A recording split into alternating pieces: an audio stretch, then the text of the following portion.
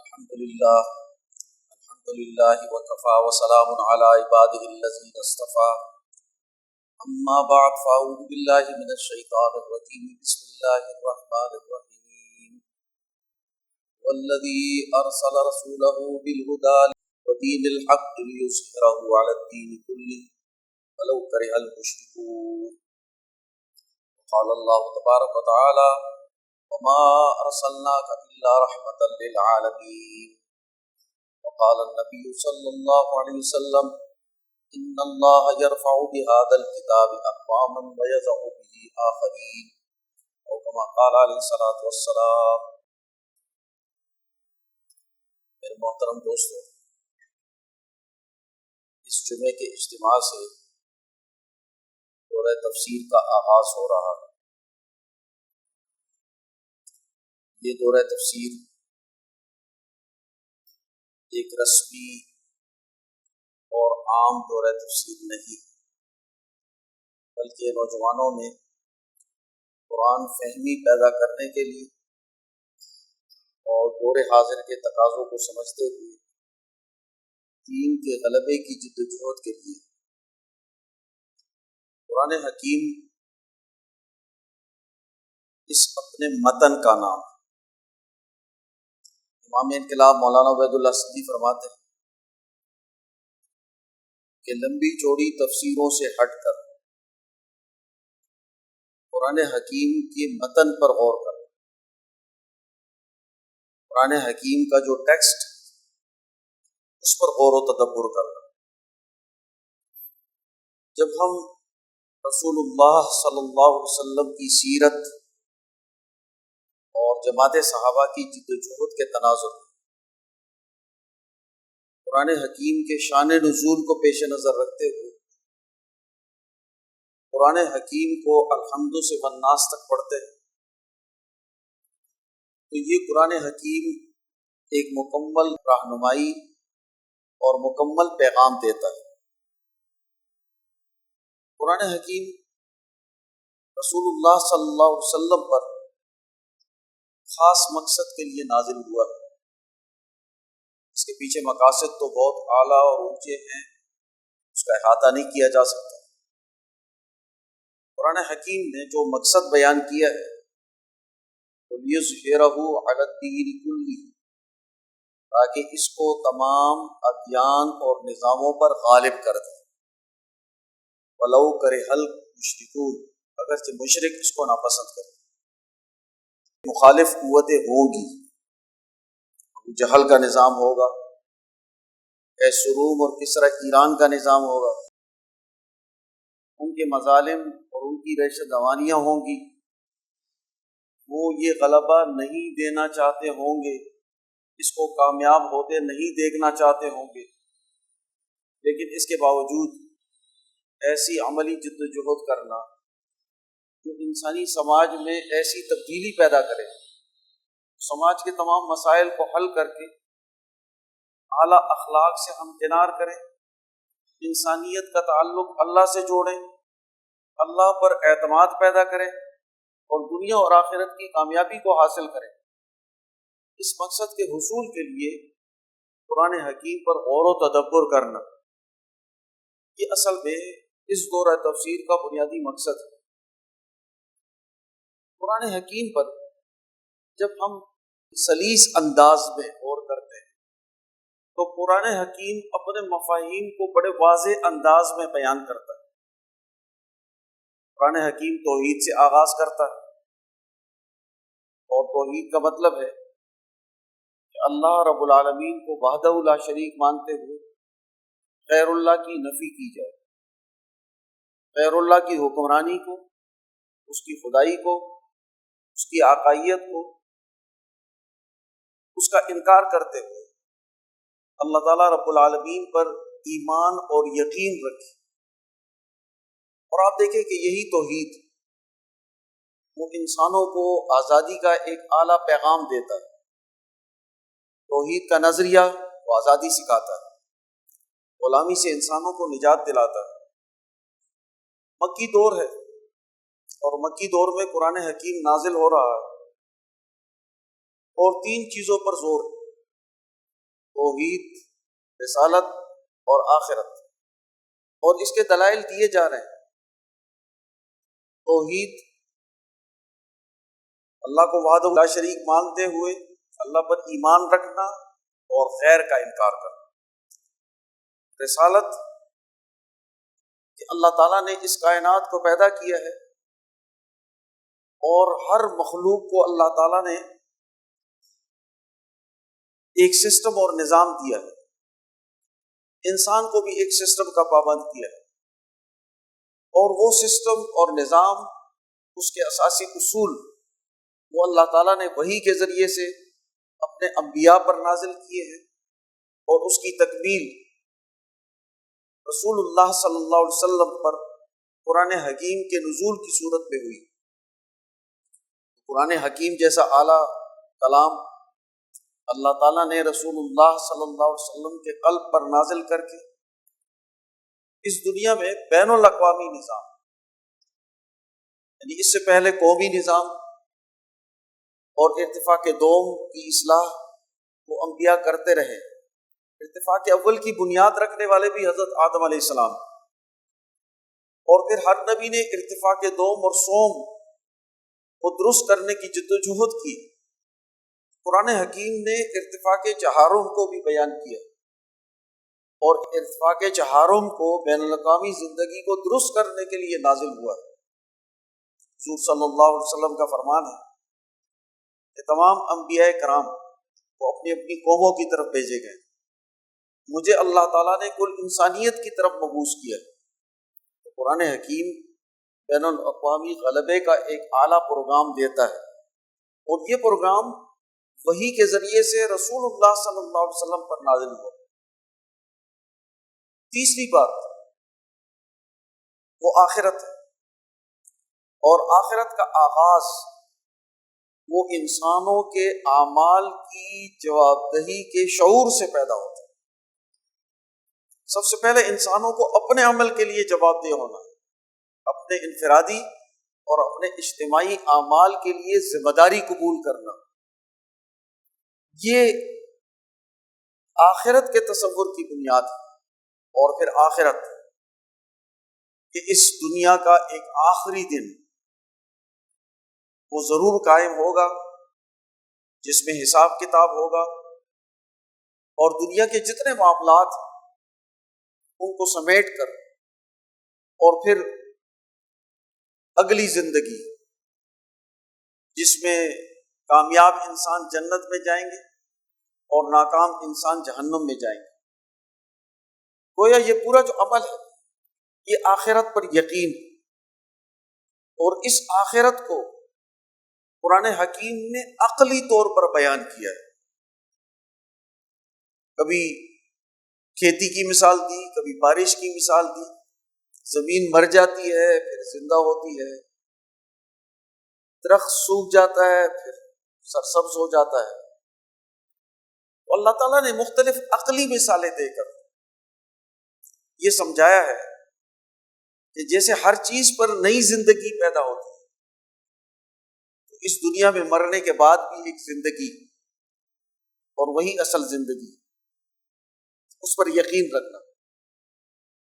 آپ دیکھیں اس تناظر میں قرآن حکیم اس مکی دور میں فرعونی نظام کا ذکر کرتا ہے، یعنی فرعون وہ ظالم بادشاہ تھا جس نے بنی اسرائیل کو غلام بنایا، اور اس وقت تک ظالمانہ نظاموں کے جتنے ہتھ کنڈے ہیں وہ تمام ہتھ کنڈے فرعونی نظام سے جڑے ہوئے ہیں، چاہے وہ ڈیوائڈ اینڈ رول کی سیاست ہو، طبقاتی معاشرہ قائم کرنا ہو،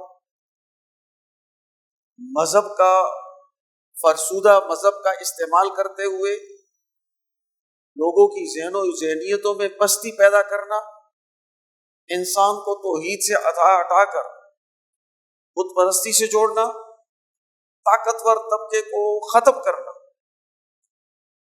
ان کی اولادوں کو قتل کرنا اور بیٹیوں کو چھوڑ دینا، ان کو اپنی تاریخ سے کاٹ دینا، انہی میں سے لوگوں کو منتخب کر کے قارون اور حامان اور اس کو نوازنا اور انہی کے ذریعے سے اپنی ہی قوم کو لوٹنا اور لٹوانا، اس کو غلام بنانا، کسی کے قتل سے، کسی پر بگاڑ ڈالنے سے، کسی کو اپنی ملکیت سے محروم کرنے سے نہ روکنا، بگاڑ ڈالنا، یہ ساری نوعیتیں جو آج کے دور میں ان سسٹموں کے ذریعے سے ظاہر ہوتی، یہ فرعونی نظام نے قائم کی اور فرعونی مظالم کا حصہ تھی، اس لیے اس کی سیاست اتنی کامیاب تھی، ظالمانہ سیاست، جابرانہ سیاست، کہ اس نے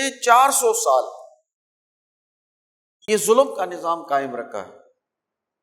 اور یہ اتنا طویل دورانیہ ہے نظام ظلم کا کہ جس کو آج کی دنیا بھی میٹ نہیں کر سکی۔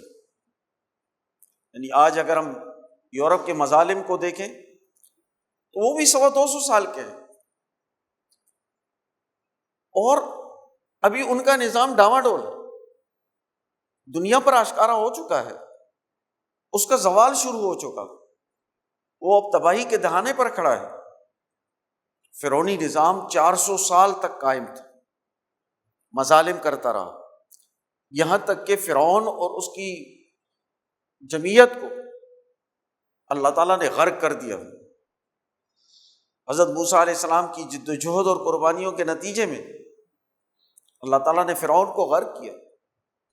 میرے محترم دوستو، یہ مکی دور میں ابو جہل کے نظام کی موجودگی میں فرعونی نظام کا ذکر کرنا اور اس کی تفصیلات بیان کرنا، یہ قرآن کیا پیغام دینا چاہتا ہے؟ یہ حضور صلی اللہ علیہ وسلم نے فرمایا کہ ہر امت کا ایک فرعون ہوتا ہے، اور میرا فرعون ابو جہل۔ تشبیہ بھی دے رہے ہیں کہ دیکھو جو ابو جہل ہے وہ فرعون حاضر الامہ، یہ اس امت کا فرعون ہے۔ اور فرعونی نظام کیا ہے؟ قرآن اس کو تفصیل سے بیان کرتا ہے۔ فرعون نے مظالم کیے، اس نے زمین میں سرکشی کی، وجعل اہلہا شیعا، اس کے رہنے والوں کو انہوں نے گروہ اور فرقوں میں تقسیم کر دیا۔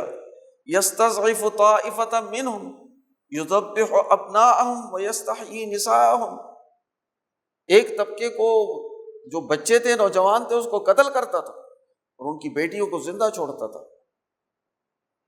تو اس کے مظالم کو بیان کیا، اس کی سرکشیوں کو بیان کیا، اس کے قومی نظام میں خلل پیدا کرنے اور اس کو توڑنے کا ذکر کیا۔ اذهب الى فرعون انه طغى، موسیٰ علیہ السلام سے اللہ تعالیٰ نے فرمایا کہ جاؤ فرعون کے پاس، وہ سرکش ہو گیا۔ تو گویا فرعونی نظام کے مظالم، انسانیت کو غلام بنانا، اس کا ذکر مکی دور میں کر کے اور توحید، رسالت اور آخرت کو بیان کرتے ہوئے قرآن انقلاب کا پیغام دینا چاہتا ہے، آزادی اور حریت کا پیغام دینا چاہتا ہے۔ اس آزادی اور حریت پر جس جماعت کی تربیت ہو رہی ہے وہ جماعت صحابہ ہے۔ محمد الرسول اللہ والذین معہ اشداء علی الکفار رحماء بینہم، محمد الرسول اللہ اور آپ کی جماعت صحابہ اشداء علی الکفار، کافروں کے مقابلے میں بڑے سخت، ان کے نظام سے کوئی کمپرومائز نہیں ہے، ان کے مظالم پر کمپرومائز کر کے کوئی شرکت اقتدار کا تصور نہیں ہے، کوئی قبولیت کا تصور نہیں ہے۔ جب تک اس نظام کو توڑا نہیں تو اس کے مقابلے میں جو نرم نہیں پڑے، مظالم برداشت کیے، صبر کو اختیار کیا، ہجرت کو قبول کیا، پتھر کھا کر لہولہان ہونے کو قبول کیا، مظالم برداشت کیے، اور جو ہے وہ قتل ہونے کو برداشت کیا۔ حضرت بی بی سمیہ رضی اللہ تعالیٰ عنہ کو جس بے دردی سے شہید کیا گیا، خاندان یاسر پر جو تکلیفیں ڈالی گئی، یہ سب برداشت، غلامی برداشت نہیں، ذلت برداشت نہیں، فرعونی نظام کی حکمرانی وہ برداشت اور قابل قبول نہیں، اگرچہ وہ کہہ بھی رہے ہیں کہ شرکت اقتدار کر لیتے، آپ آئیے ہمارے ساتھ بیٹھیے، بات کیجئے، ہم آپ کو سردار ماننے کے لیے تیار ہیں، ہم مکہ کی ساری دولت آپ کے قدموں میں ڈھیر کرنے کے لیے تیار ہیں، ہم مکہ اور عرب کی حسین و جمیل خاتون سے آپ کی شادی کرنے کے لیے تیار ہیں۔ انسان سٹرگل کرتا ہے تو کس لیے کرتا ہے؟ دنیا میں جو مادی طور پر جدوجہد اور سٹرگل ہوتی ہے، اس کے تین ہی اہداف ہوتے ہیں: حکومت اور طاقت حاصل کر کے اپنی شہرت بڑھائی جائے، دولت حاصل کر کے عیاشی کی جائے، حسیناؤں کے جھرمٹ میں اپنے نفس کی تسکین کی جائے۔ اور اسی کے لیے آپ دیکھیں کہ باطل نظام اسی کو اجاگر کر کے، اس کا ماحول پیدا کر کے گمراہی پیدا کرتا ہے۔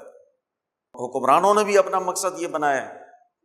رسول اللہ صلی اللہ علیہ وسلم کو یہ پیشکش کی جاتی ہے، آپ صلی اللہ علیہ وسلم فرماتے ہیں کہ انہوں نے میرے انقلاب کو سمجھا نہیں، میں تو ان کو، قریش کو دنیا میں معزز بنانا چاہتا ہوں، ایسا نظام قائم کر کے جس کے نتیجے میں پوری دنیا میں عدل اور امن قائم ہو، اور یہ قریش اس کی قیادت کریں، تو میں تو ان کو معزز بنانا چاہتا ہوں۔ لیکن یہ میرے پروگرام کو سمجھے نہیں، یہ اپنی مادی ذہنیت سے سوچتے ہیں۔ آپ دیکھیں کہ مکی دور میں ایک مکمل پروگرام، ایک جامع پروگرام وہ قرآن حکیم کی تعلیمات نے دیا ہے۔ اور پھر مدنی دور دیکھ لیں، جہاد کا تصور، ظلم کے خلاف جدوجہد، اس کو جہاد قرار دیا۔ قوموں سے تعلقات کو قرآن حکیم نے دو ٹوک اور واضح انداز میں اجاگر کیا کہ دین عدل کے غلبے کے نظام کے نتیجے میں دوسری اقوام سے تعلقات کیا ہوں گے اور کیسے ہوں گے۔ اللہ تعالیٰ فرماتے ہیں انما ینہاکم اللہ عن الذین قاتلوکم فی الدین واخرجوکم من دیارکم،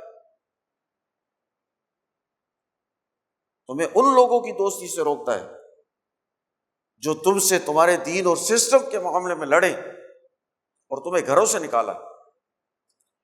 اور اس کے ساتھ یہ بھی اعلان کر دیا لا ینہاکم اللہ عن الذین لم یقاتلوکم فی الدین، کہ تو جو تم سے تمہارے دین کے معاملے میں، تمہارے سسٹم کے معاملے میں نہیں لڑے، تمہیں گھروں سے نہیں نکالا اور اس پر مدد نہیں کی۔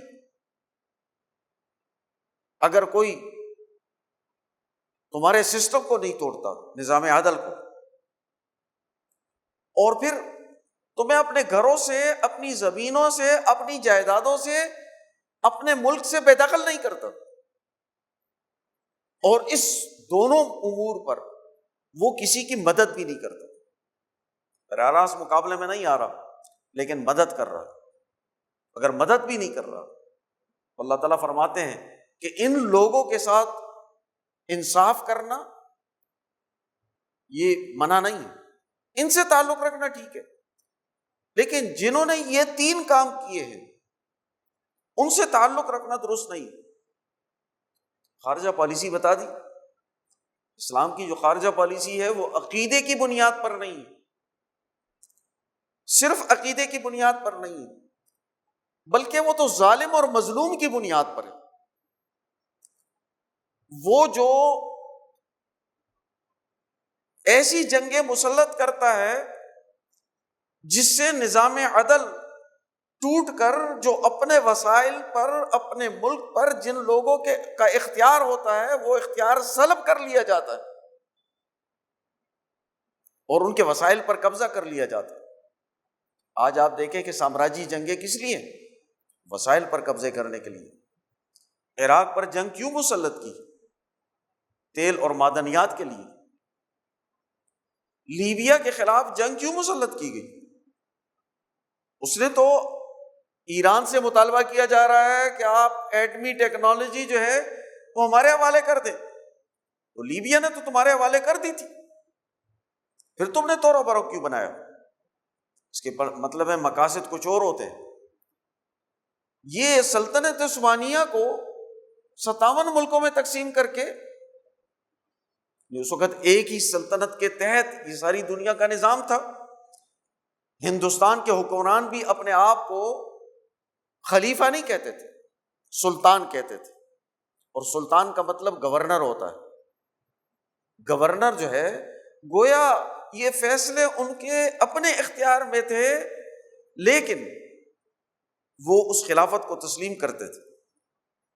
اس لیے اگر ہم یہ خیال کریں کہ پوری دنیا میں ایک ہی نظام قائم تھا خلافت عثمانیہ کا، اور آج 57 ملک ان کو تقسیم کیا گیا، تو سلطنت عثمانیہ کو ٹکڑوں میں بانٹا ہے اور چھوٹے چھوٹے ملک بنائے ہیں، تو یہ چھوٹے چھوٹے ملک یہ کیا ہے؟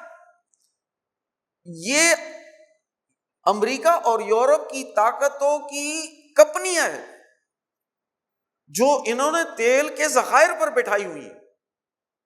یہ ان کے ملازم ہیں، ان کے ایجنٹ ہیں، کمیشن ایجنٹ، جو اپنا کمیشن وصول کر کے اور اس خطے میں وسائل پر قبضہ کرواتے ہیں۔ اس لیے ان کے لیے ان کا کردار ہوگا۔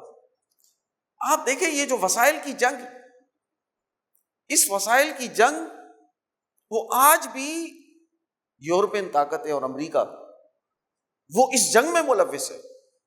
قرآن حکیم اعلان کرتا ہے کہ تمہاری جو خارجہ پالیسی ہوگی وہ کس کے خلاف ہوگی؟ وہ جو تمہارے وسائل پر قبضہ کرے، تمہارے معدنیات پر قبضہ کرے، رجیم چینج کر کے تمہیں اپنے معدنیات اور اپنے وسائل کو استعمال کرنے نہ دیں، جو برین ڈرین کر کے قومی آزادی سے روکے۔ اکبر الہ آبادی نے کیا خوب بات کہی ہے، ورنہ یوں قتل کے بچوں سے وہ بدنام نہ ہوتا، افسوس کے فرعون کو کالج کی نہ سوچ۔ لیکن آج موجودہ دور کا حکمران ہے، اس نے کالج بنا کر ٹرین کر کے ہمارے نوجوانوں کا قتل کیا۔ اس لیے یہ نوجوان جو معاہدہ کر کے امریکہ اور یورپ اور مڈل ایسٹ میں جاتے ہیں، یہ ان کے مفادات کے لیے کام کرتے ہیں، ان کے سسٹم کے خلاف آواز نہیں بلند کر سکتے۔ یہ اپنی آزادی پر کمپرومائز کر کے دستخط کر کے وہاں جاتے ہیں، ان کی غلامی کو قبول کر کے جاتے ہیں، اپنے وسائل پر سودا بازی کر کے جاتے ہیں، بلکہ سسٹم کرواتا ہے، بالجبر ان سے کرواتا ہے اور ان کو باہر بھیجتا ہے۔ تو یہ برین ڈرین کیوں ہوتی ہے؟ یہ وسائل پر قبضے کے لیے ہے، تاکہ یہ نوجوان اپنے ملک میں رہ کر اپنے وسائل کی دریافت نہ کر سکے، اپنے وسائل کو نہ لے کر جا سکے۔ اور پھر آپ دیکھیں کہ سازشوں کے تانے بانے جو اس وقت پوری دنیا میں بنے ہوئے ہیں، یہ تانے بانے جو ہیں وہ اسی مقصد کے لیے ہیں کہ کسی قوم کو آزاد نہیں رہنے دینا۔ اس لیے ان کی کوئی پالیسیاں نہیں ہوتی، ان کی پالیسیاں صرف اور صرف استحصال اور جبر ہے۔ یہ نہ تو اپنے کانگریس کو گھاس ڈالتے ہیں، نہ اقوام متحدہ کو گھاس ڈالتے ہیں، نہ اس کو سمجھتے ہیں کہ یہ کوئی بین الاقوامی ادارے، یہ تو ان کے ماتحت ادارے ہیں جو قوموں کو غلام بنانے کے لیے استعمال کیے جاتے ہیں۔ قرآن دو ٹوک واضح خارجہ پالیسی کو بیان کرتا ہے، ایک قومی نظام کی تشکیل بیان کرتا ہے۔ قرآن نے دو ٹوک اعلان کیا کہ جو ویل لکل ہمزۃ لمزہ الذی جمع مالہ وعددہ یحسب ان مالہ اخلدہ، ہلاکت ہے ہمزہ اور لمزہ کے مرض میں مبتلا اس سوسائٹی کے۔ کون سی سوسائٹی؟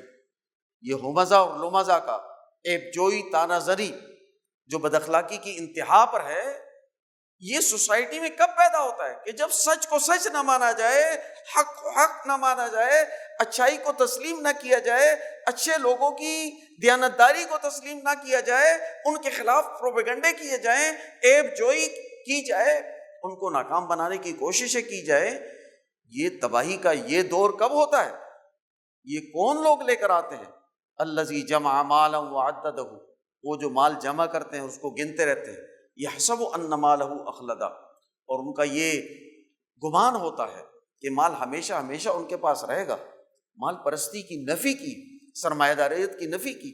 آج سرمایہ داریت کا نظام وہ مال، بلکہ مال بھی زر، ایک تو ہوتا ہے سرمایہ کیپیٹل، اور یہ کیپیٹل تو زمین ہے، یہ کیپیٹل مشین ہے، یہ کیپٹل وسائل ہیں جو انسان استعمال کرتے ہیں، یہ کیپٹل غلہ اور دیگر چیزیں بنتی ہیں جس کو تجارت میں استعمال کیا جاتا ہے، تو زر کو کیپٹل قرار دے کر اور پھر اس کا ارتکاز کرتے ہوئے وسائل کو لوٹنا، زر کا ایسا نظام قائم کرنا کہ جس کے نتیجے میں دولت کی سرکولیشن وہ صرف اور صرف چند لوگوں کے ہاتھوں تک محدود ہو جائے، وسائل پر قبضہ چند کمپنیوں کا ہو جائے۔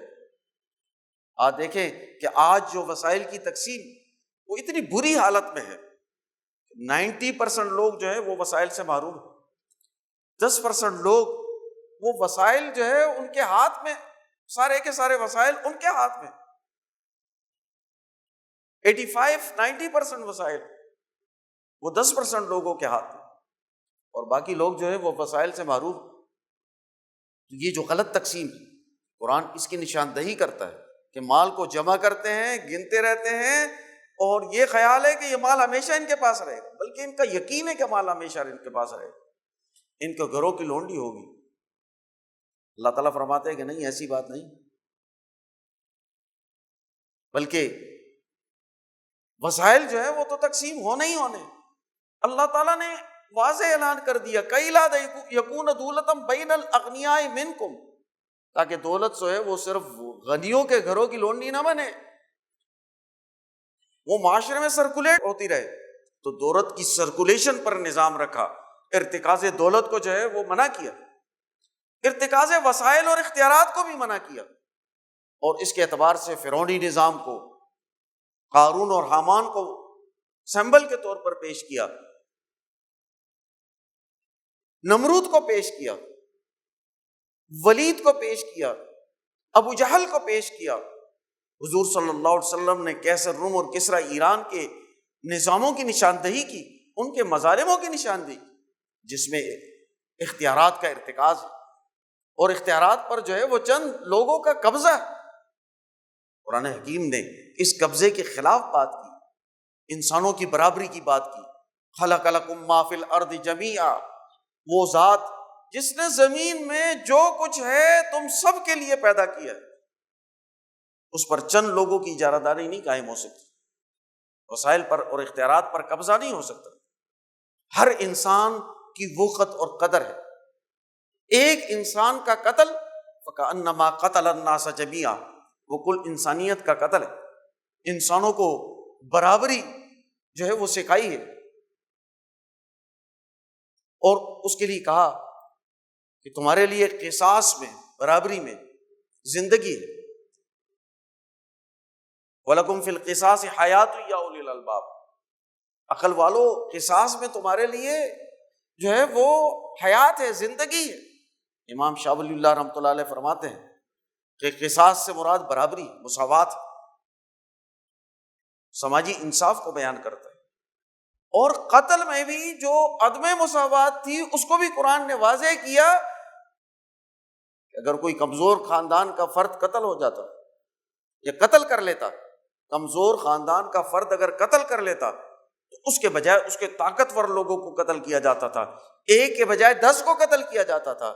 عورت قتل ہو جاتی اعلیٰ خاندان کی تو مردوں کو قتل کیا جاتا تھا، غلام قتل ہو جائے تو آزادوں کو قتل کیا جاتا تھا۔ قرآن نے اس عدم مساوات کو بیان کیا کہ تمام لوگ برابر ہیں، اس لیے انسانیت کا ایسا قتل، نفس جو ہے، جان، وہ تو ہر انسان میں ہے، جس انسان میں جان ہے وہ قابل احترام ہے۔ قرآن حکیم نے واضح اعلان کیا کہ عقیدے میں جبر نہیں ہے، لا اکراہ فی الدین، عقیدے کی بنیاد پر کسی پر جبر نہیں کیا جا سکتا، نہ اس کو جبراً مسلمان بنایا جا سکتا ہے۔ مذہبی آزادی کا اعلان کیا کہ دنیا میں مذہبی آزادی ہے، اور صحیح مذاہب کی طرف لانے کے لیے وہ دعوت ہے، ان کو دعوت و ترغیب اور عقلی شواہد ہوں گے جس کے ذریعے سے ان کو لے کر آیا جائے گا۔ ادعو الی سبیل ربک بالحکمۃ والموعظۃ الحسنہ وجادلہم باللتی ہی احسن، دعوت کا طریقہ بتایا کہ لوگوں کو اعلیٰ اخلاق اور دین اسلام کی طرف لایا جائے، لیکن جو مظالم ہیں ان کے خلاف جنگ رکھی، اس کے خلاف جد و جہد کی، تو قرآن سماجی انصاف کو بیان کرتا ہے، معاشی عدل کو بیان کرتا ہے، سیاست میں حقوق اور برابری کی بات کرتا ہے، مذہب میں انسانوں کو مذہب کی آزادی، عقیدے کی آزادی، رائے کی آزادی دیتا ہے، وسائل پر تمام لوگوں کے اختیار کو مانتا ہے، تعلیم میں تمام لوگوں کے لیے برابری کو تسلیم کرتا ہے۔ حضور صلی اللہ علیہ وسلم کے پاس ایک نابینا صحابی آئے، آپ صلی اللہ علیہ وسلم جو قریش کے سردار ہیں ان لوگوں کو دعوت دے رہے تھے کہ شاید یہ قبول کر لیں تو بالکل کایا پلٹ جائے۔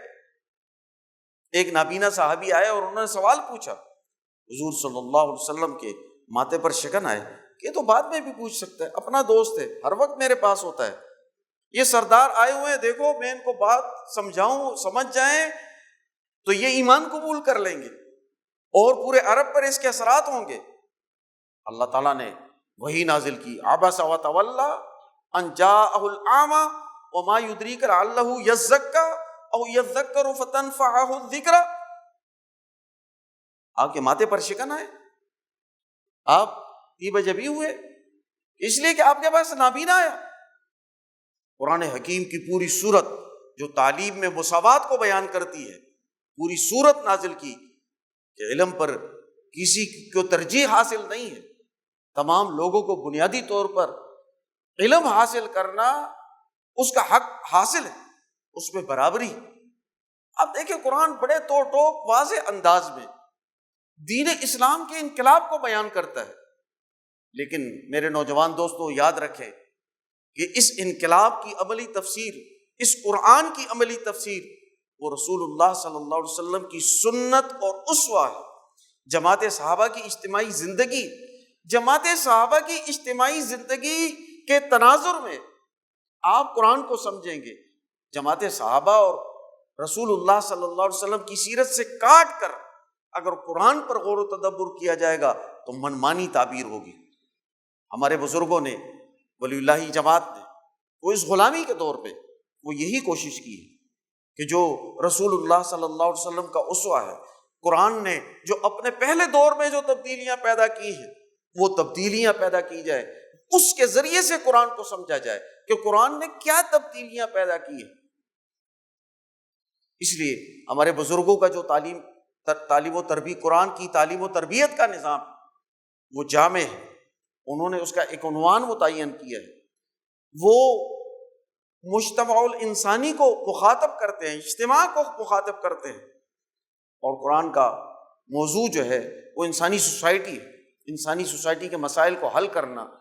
قرآن حکیم نے پہلے درجے میں عرب سوسائٹی اور کل انسانیت ان کے مسائل کو حل کیا۔ وہ کیسے حل کیا اس کو سمجھنا وہ ضروری ہے۔ جب تک ہم اس کو نہیں سمجھیں گے ہم آج کے دور میں اپنے مسائل کو حل نہیں کر سکتے۔ یہاں پر جب ہم دورہ تفسیر میں شریک ہوں تو یہ ہمارے پیش نظر رہنا چاہیے کہ اس وقت ہمارا مقصد قرآنی انقلاب کو سمجھنا ہے۔ ہم آج کے دور کے انقلاب کو نہیں بیان کر رہے، بنیادی طور پر ہم قرآنی انقلاب کو سمجھ رہے ہیں۔ قرآنی انقلاب کی سمجھ آ جائے، قرآن کا مفہوم اور اس پر منطبق ہونے والی سیرت جب ہمارے سامنے آ جائے تو ہمیں قرآن کے مقاصد پتہ چلیں گے، اور ان مقاصد کے تحت پھر آج کے دور میں ہم قرآنی تعلیمات سے رہنمائی لیتے ہوئے اپنے ملک کے نظام اور انسانی سوسائٹی کے نظاموں کو تبدیل کر سکتے ہیں اور عدل کا سماج قائم کر سکتے ہیں۔ حضرت امام شاہ ولی اللہ رحمۃ اللہ علیہ نے حجت اللہ البالغہ میں لکھا ہے، آپ فرماتے ہیں کہ جب کوئی نبی کسی قوم میں آتا ہے تو وہ پہلے قوم کے حالات کو دیکھتا ہے، ان کے سسٹم کا جائزہ لیتا ہے، ان کی سوسائٹی، معیشت، سیاست، سماجیات، عمرانیات، ان کے مذہب، ان کے اخلاق، ان کے اطوار، ان کا جائزہ لیتا ہے۔ اس میں کیا چیزیں ٹھیک ہیں، کیا غلط ہیں اور کیا قابل اصلاح ہیں۔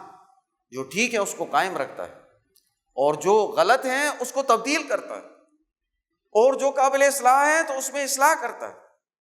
تو قوم کے یہ حالات تبھی سامنے ہوں گے کہ جب قرآنی تعلیمات، رسول اللہ صلی اللہ علیہ وسلم کی سیرت اور ان کا اسوہ ہمارے پیش نظر ہوگا۔ اللہ تعالی ہمیں ان بزرگوں کی، ولی اللہ جماعت، حضرت شیخ الہند، حضرت مولانا عبید اللہ سندھی، حضرت امام انقلاب مولانا عبید اللہ سندھی، حضرت مولانا حسین احمد مدنی، حضرت مفتی کفایت اللہ دہلوی، ان بزرگوں کی تعلیمات کی روشنی میں قرآن حکیم کے مفاہیم کو سمجھنے اور اس پر عمل کرنے کی توفیق عطا فرمائے۔ وما علینا الا البلاغ۔